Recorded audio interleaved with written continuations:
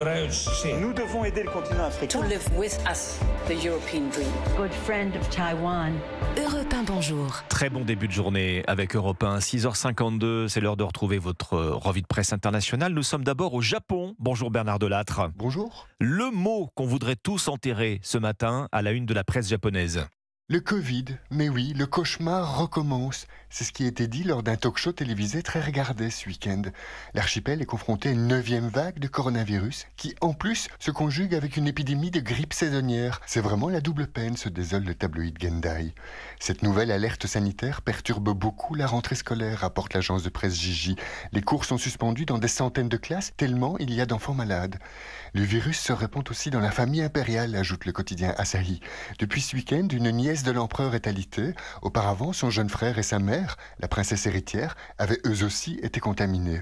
Le quotidien financier Nikkei exhorte les personnes âgées à se faire vacciner contre les derniers variants en date qui circulent. Quant au journal nationaliste Sankei, il pose une question. Ne faudrait-il pas à nouveau rendre le port du masque obligatoire ? Direction la Belgique. Avec vous, Laura Valnerberg. Qu'est-ce qui fait les gros titres à Bruxelles ? Les prisons belges touchées par une grève massive, titre le journal Sudinfo. Selon les agents pénitentiaires, les conditions de détention et de travail sont inhumaines, précise le quotidien Le Soir. Comment ne pas comprendre leur ras-le-bol face à la surpopulation carcérale, se demande la Libre Belgique.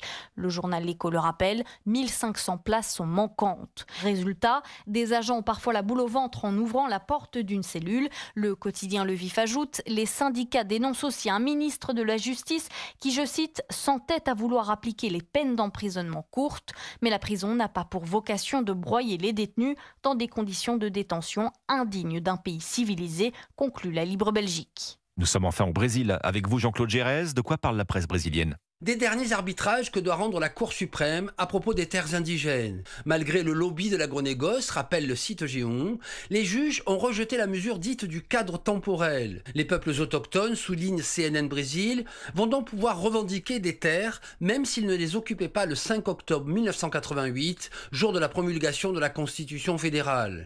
La Folha de São Paulo indique que les juges vont devoir trancher la question des indemnisations des propriétaires qui ont acheté de bonne foi des terres indigènes sur la base de faux titres de propriété. Dernier point sensible, autoriser ou pas l'exploitation économique des terres par les indigènes, y compris l'exploitation minière. La mesure est critiquée par plusieurs associations de peuples autochtones, relève Poder 360. Elles y voient une menace pour la survie des peuples. La revue de presse internationale, chaque matin sur Europe 1. Merci Jean-Claude Gérès, merci à nos correspondants.